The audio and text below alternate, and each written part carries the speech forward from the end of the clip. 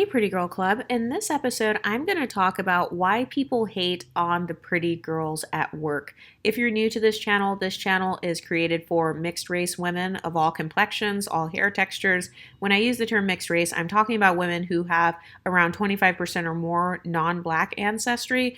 And this space is also catering to monoracial women who look mixed. So if you look on my channel banner, you will see exactly what I'm talking about. We do center MLS conversations on this channel. I welcome light-skinned Black women. But I want to talk about why women hate on you at work or just like this experience that I see happening often. I know that like for me, when I used to work jobs in my early 20s, I would have women where they would randomly police my outfits, like when it came to the dress code. And it's like, you're not policing anybody else's outfit because all of these women look super frumpy in their outfits, but suddenly when I wear the exact same thing, then it's a problem. Like I remember one time at work, I literally got reported for wearing a suit. Like, how is wearing a pantsuit inappropriate? And then they tried to say that like my pants looked too tight, which they weren't at all. I was actually wearing pants that were a little bit baggy, but because of my body shape and because people like to kind of sexualize your shape, if you are like an hourglass or you have hips or whatever, that is why people tried to report me, in my opinion. And I have noticed that like whenever you are getting attention from men in the workplace, people are quicker to report you. So for example, I remember one time I worked in a doctor's office, like at the front desk, and sometimes the doctors, they would like buy me breakfast or, just be nice and like get me stuff or whatever. And I noticed that some of the women who work there that were pick-me's, they would get so pissed at that and they would try to police what I was wearing. They would try to say that like I wasn't fitting the dress code. And I've noticed that a lot of people have the tendency to do this in the workplace. If you are beautiful, if you're confident, if you are like well educated and you're good at doing your job, a lot of times when people can't say anything negative about how you do your job, like when they can't prove that you're doing anything wrong, they will try to use something else against you. So they will try to use the dress code against you, or they will try to use your attitude against you and say, oh, well, you seem like you're not very engaged, or you seem like you don't really enjoy working here. And it's like, why is it that the pretty girl has to meet all of your stereotypes or basically stroke your ego? Has anyone ever noticed that? Like, if other people naturally put you on a pedestal, then they want you to kind of like stroke their ego, or they put much higher expectations on you. So for example, they'll say, you don't speak to nobody, kind of like the family members that say, you don't speak to nobody, or even people in the office. They'll be like, you didn't even say good morning to me, like good morning.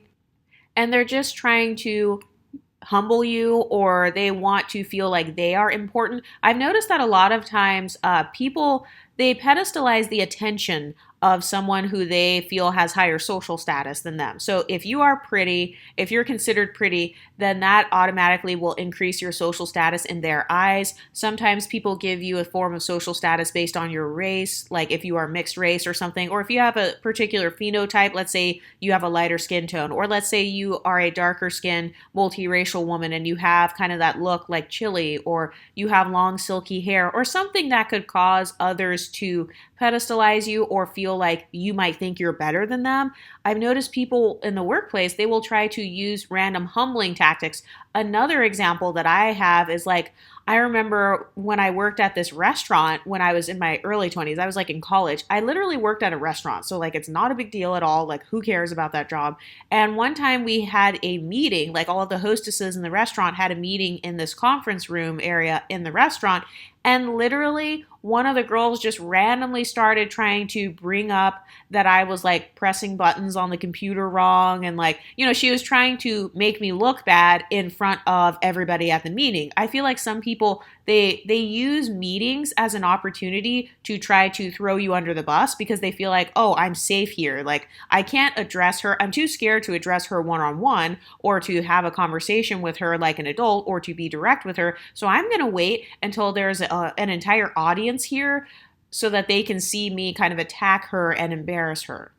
And these are all humbling tactics. I've noticed that some women and men who are unhappy with their lives or like they're unhappy in their own level up journey, some of these people delight in seeing a pretty girl in the same place as them in life, or at least they take it as you're in the same place as me in life because you work at the same place. And obviously I feel like that's wrong, and we're going to get into that later, like how you can establish yourself outside of these haters. But I've noticed that some people, they love to see a pretty girl working at the front desk or working in the coffee shop or working in the cubicle, because some people see it as, yes, I get to dominate her. Especially, no offense, but those women in the workplace where they kind of failed at life.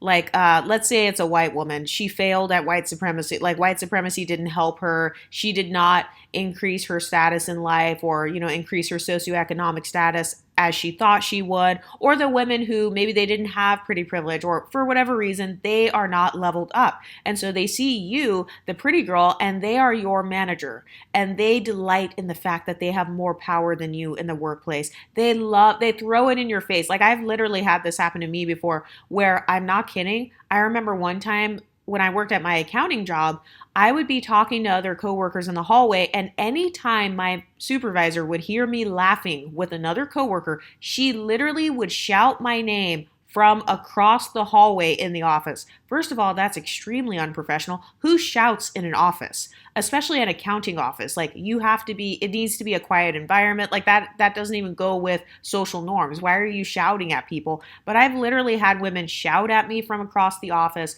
I've had women shout at me from on top of a staircase or on top of an escalator. So literally they will be like 20 feet up above me on an escalator, shouting down orders on what I need to be doing, calling me out by name. And I do feel like sometimes you can be an easier target if maybe you're an introvert and you don't really talk that much. So people, they have no smoke for you because they don't know your business. They don't know your secrets. And then also in my case, I feel like if you are extroverted and kind of happy all the time, like you kind of smile a lot, you like to have fun, you don't really take life too seriously. You don't get stressed out super easily. I've noticed that some people, they delight in seeing the pretty girl getting stressed out. Some people genuinely want to break your spirit, and it's not always because those people are evil. It's really because they cannot help it. Their spirit is broken. Their life has been crushed. Their dreams have been crushed. They don't have the pretty privilege. They don't have the youth that you do, or the education that you do, or the status that you do. They don't have that happiness that you do. They don't have any hope anymore. And so it makes them naturally just want to it's like when you walk past a bed of flowers and you step on the flowers just because you want to, or just because it's something pretty and you just want to crush it. You just want to mess it up. And I've noticed that a lot of times people in these workspaces have kind of like this crabs in a bucket mentality.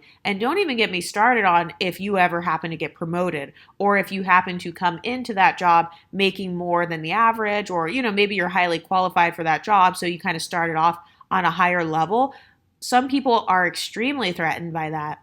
But I want to talk about how to defeat haters in the workplace. So one thing that you can do, let's say you like your job and you want to stay there or something, you can just continue having fun. That is something that I used to do. So when I used to work at the front desk at the doctor's office, there was this one other girl, this one exotical there. She was darker skinned.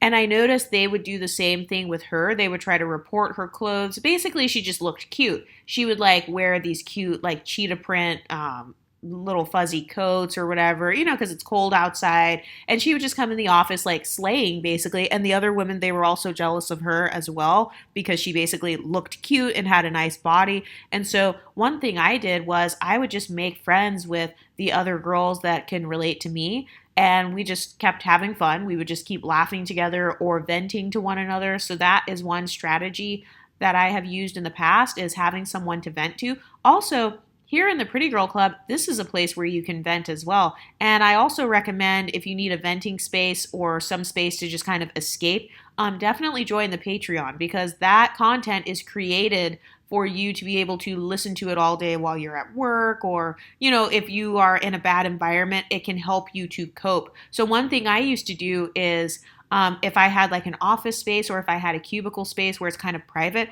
I would put in one earphone and just listen to whatever I wanted to listen to. I would kind of zone out and I would listen to content, kind of like level up content, or maybe some sort of live stream where they are talking about how to make money outside of just a job, or I would just listen to something that gets my mind off of that bad environment. Because when you think about the psychology of a leveled down person who's a hater, their psychology is they want to get in your head. They want you to go in the bathroom and cry. They want you to get fired. They want you to not have money. They genuinely want that for you because misery loves company, and seeing you fail makes them feel like less of a failure. It makes them feel more like failure is normalized. So because failure has been normalized in their life, they want to try to bring failure into your life. They almost have this subconscious mindset of, wait a minute, no, how dare you come here into this workplace and be prettier than me, smarter than me, more leveled up than me, more hopeful than me. You have dreams and goals.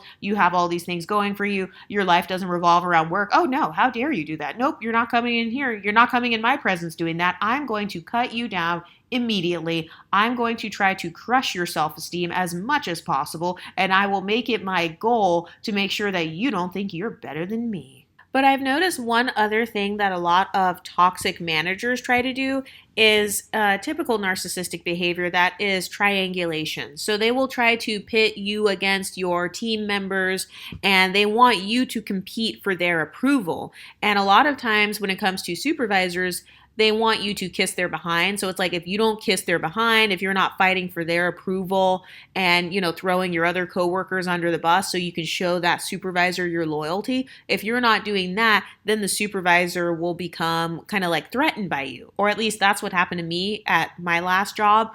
Literally the supervisor, she had a horrible personality, and she was the type where she wanted to pit me against my coworker who also did like the same job as me. And I wasn't having it because I'm not like that. I don't like go to work and then gossip about my coworker to the manager and like just randomly throw my coworkers under the bus. I'm not really like that because, number one, I don't care. This is literally just a temporary job. I'm only here so that I can get a paycheck and then be gone. Like, I don't care what happens to this company. I don't care if the company goes under next year. I will get another job. As soon as you stop paying me, I'm leaving. If you don't promote me, I'm leaving. So I've never cared enough to like actually get involved in all this workplace drama and stuff because I don't have time thinking about that. I've talked on this channel about how the priorities of a confident woman are different than the priorities of an insecure woman or a woman who has no life. So I don't even keep up with, oh, what's going on at work, and oh, Sarah said this, and then Joanna said that, and then now they're beefing, and oh, she doesn't want to walk past her cubicle. I don't think about that shit.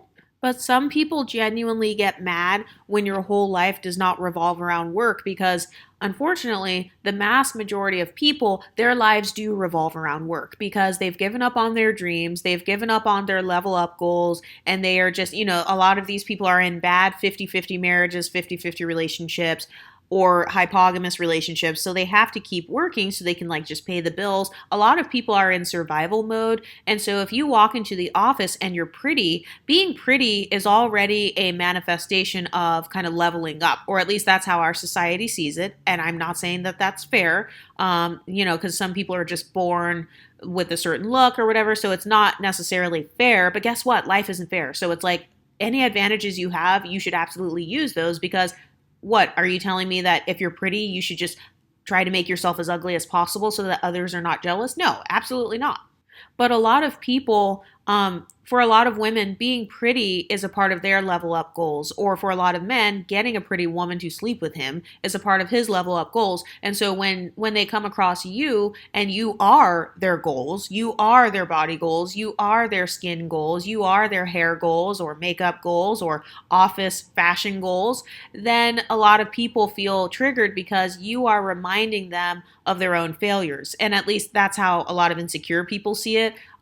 Anybody who is succeeding in an area that they're not succeeding in, they feel like it is a cut to them or like it's taking them down a notch. I've literally been around some women in the workplace where it's like they can't even be in the same room as somebody who has things going for themselves, somebody who is just as educated as them and just as capable as them, because they view it as a threat, especially if they're older. I've noticed that a lot of older people in the workplace seem to be very afraid of being replaced. But I feel like if you did the right thing with your money and your retirement, then you should have no problem being replaced. You should have no problem with them phasing you out of the job because you don't want to keep working this job, right? But a lot of people literally have no identity outside of what they do for a living. And so when they see you having an identity outside of your job, such as being pretty or, taking care of yourself, self-care, that's a part of your identity. That's a part of who you are, is you like caring for yourself. So when they see that you have any sort of identity whatsoever outside of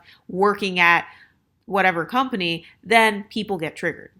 But one strategy you can use to make sure that your job doesn't define you is always having multiple streams of income. If you're a part of the Patreon, you know that I am a big proponent of every single woman on this channel having her own YouTube channel. I don't care what your channel is about. I don't care if it's about MLS issues or if it's about tarot cards or whatever. Having a side income, especially one that you are kind of in control of, so like a YouTube channel, or if you do freelancing of some sort, or something where you don't have someone else telling you need to be here at this time, you need to do XYZ, something where you are your own boss or you're kind of like an independent contractor. I always recommend everyone having that on the side, because number one, it's another stream of income. So just in case you get wrongfully fired, which a lot of us will be wrongfully fired. I've been wrongfully fired before, and literally the company had to pay me thousands of dollars later because they admitted that they wrongfully fired me. And by the way, that was the one time that I had an unambiguous woman as my manager, was also the one time that I happened to have been wrongfully fired. But anyway, having an extra source of income is a good way to protect yourself, because I know that for me, once I got fired from that job, it taught me a valuable lesson that I should never put my financial future in the hands of anyone else. I also talk about this on the Decentering Men series. I never put my financial future in the hands of a job or in the hands of a guy, because you never know what could happen. That job or your boss or whoever, they can change directions and say, oh, actually, we're going in a different direction now. So like, we no longer need your services, or someone could falsely accuse you of something and frame you. And because it's just a company, sometimes you may not be able to sue, or you may not have the money to sue. So I always try to have multiple streams of income. Another thing that you can do to overcome haters is utilize all of your sick time, utilize PTO. So when I was working a 9-to-5 job, I would schedule my sick days, whether I was sick or not. I would say, okay, I have this many hours. I am going to call out sick once every 2 months. Like, that was my thing, was once every 2 months, I am going to call out sick. So that I can have a day to myself where I can work on my level up goals, a day where I can just, go hiking, or have a mental health day basically, or a day where I can spend it meal prepping. I can spend that day creating content. I can spend that day planning what type of life I'm going to have in the future. Another thing that I have used, like another strategy I've used in the past to not feel like I'm stuck in a job, is to always be applying for other jobs, because you never know what could go bad. So the way that I would do it is, let's say I'm at my current job and my manager gets on my nerves.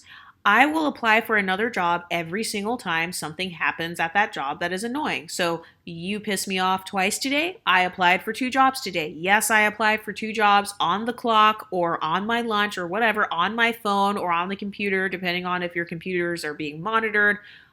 So yes, I will apply for other jobs in direct correlation with how many times I get annoyed. And that has helped me to, by the time I'm fed up, I've already got multiple interviews lined up. I have done that multiple times. And that's a part of why in the past I would work for really big companies where you can easily transfer departments and stuff, because I'm pretty much going to guarantee that somebody's going to take me off at some point. But I know that for me, I eventually realized that 9-to-5 office jobs in particular are a depression trigger for me, or someone having control over my time. That's really what it is. That's really the depression trigger. So if you are like me, you can start off by working part-time. So if they have jobs that are only 30 hours a week instead of 40, is there a way that you can save up your money to where you can begin to work part-time? Or, can you work freelancing as one of your jobs, and then you can do other contracted courier jobs, or like the gig economy. The gig economy is doing things like Ubering, DoorDashing, Instacarting, doing whatever you need to do, delivering packages. I've actually come across some girls who do truck truck driving and stuff like that. And, you get to drive the truck. I think you were kind of like in charge of the driving as long as you get there by a certain time and stuff. So there are so many different ways to make money. And one of my biggest mistakes was thinking that a 9 to 5 job is like the only way to make money or the best way to make money.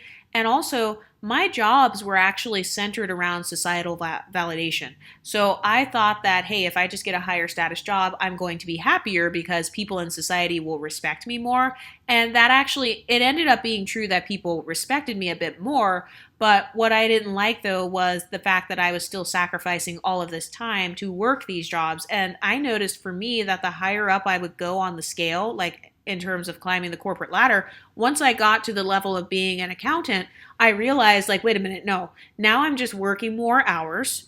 I am more stressed out, and I'm actually having to utilize more of my personal gifts and talents and skills, but I'm using them for other people. And I eventually got so pissed off to where I was like, why the fuck am I at this job doing accounting? I could do accounting for my own business. I could do accounting for my own YouTube channel and create basically like a small independent media company. And that's exactly what I did. I decided, no, F this. I'm going to use my accounting skills, my business skills, my organizational skills. I'm using all of those for myself.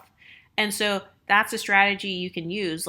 And even if you don't quit your job or whatever, can you call out or have a vacation day even when you're not going anywhere? It's nobody's business where you're going. And also, if people ask where you're going, just lie. I would lie and be like, oh, I'm taking a weekend trip. Oh yeah, I'm going down to the beach for the weekend, or, I'm taking a day trip. Like if it's really that serious, then yeah, just lie. Or don't tell them what you're doing, but definitely use as many sick days as possible, or use all of your PTO so that you can use all of that extra time to plan something for yourself, or to do some extra courier jobs on the side, or to sell some stuff on the side so that you can stack up your money so you can get out of there as soon as possible.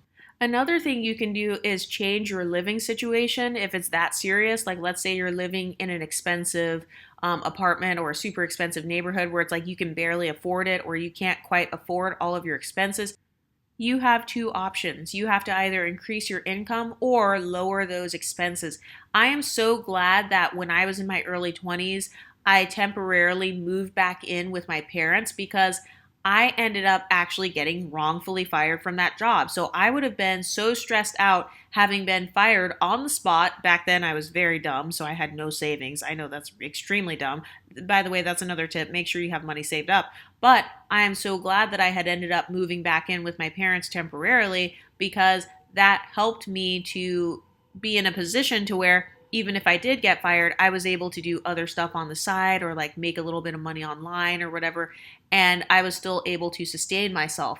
So for some of you, that could be what can help you. And also, another thing that helped me was to stop caring what other people think. I noticed that for me, when it came to jobs, I was kind of like caring what my parents thought of my job, and I was caring what men thought of my job. So in terms of dating and stuff, I didn't want guys to look down on me like, oh, she's just some dumbass that works at a coffee shop or something like that.